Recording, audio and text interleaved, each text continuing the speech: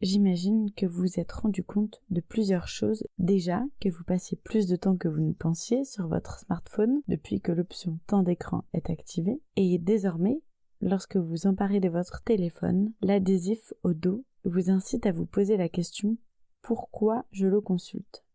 Grâce aux questions de l'état des lieux, vous observez davantage vos habitudes de connexion. Et enfin, votre téléphone vous sollicite moins puisque les notifications n'aspirent plus votre attention. Je ne vous demanderai pas de vous passer de votre téléphone, mais simplement de réduire ce temps.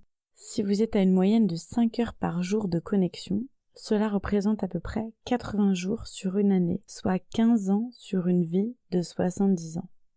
Je vous laisse méditer sur ces chiffres.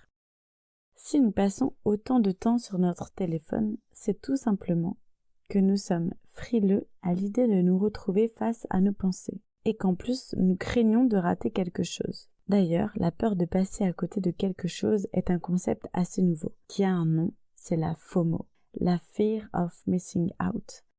Et le contraire, c'est le nom de ce programme, JOMO, la Joy of Missing Out, que l'on peut traduire par la joie de manquer quelque chose, autrement dit la joie de déconnecter.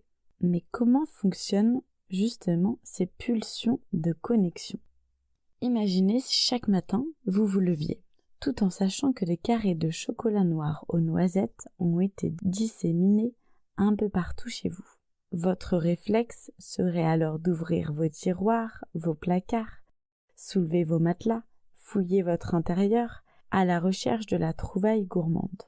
Vous ressentiriez alors une sensation d'excitation agréable qui déclencherait la production de dopamine, cette substance chimique qui sert de neurotransmetteur au cerveau. Malin, votre cerveau se mettra alors à associer la vue du placard ou du matelas à la récompense en dopamine. Et votre cerveau vous incitera à renouveler l'expérience pour retrouver cette excitation. À chaque passage devant un placard, un tiroir, un petit shot de dopamine vous serait envoyé pour vous rappeler la sensation d'excitation lorsque vous cherchez les carrés de chocolat. Le piège, vous le voyez venir.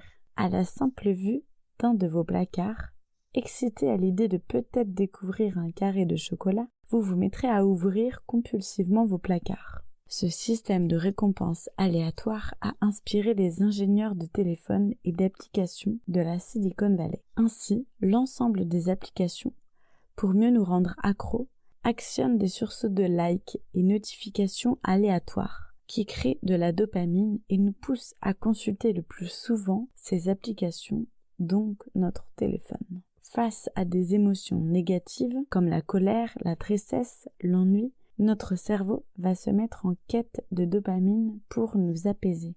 Notre main va s'emparer presque instinctivement de notre téléphone, va déverrouiller notre écran, et c'est là que l'ouverture de nos placards commence. Un petit tour sur notre boîte mail, en quête de nouveautés, vérification ensuite des messageries instantanées, puis le grand bain grâce à l'onglet Facebook, puisque des notifications rouges rassasient notre faim. De bas en haut, notre pouce remonte le fil d'actualité. On termine notre grand chelem avec Instagram, qui propose de nouvelles stories à voir, et notre pouce, qui de nouveau vient faire défiler les derniers posts.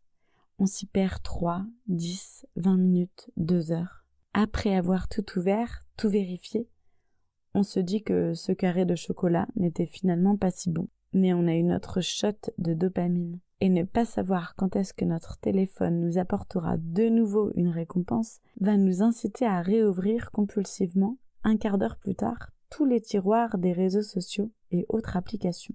Et pendant ce temps-là, nos interactions sont collectées pour être revendues. Et nous y avons perdu du temps et de l'amour-propre. Mais pourquoi se faire autant de mal? Pourquoi continuer à ouvrir les placards à la recherche de chocolat?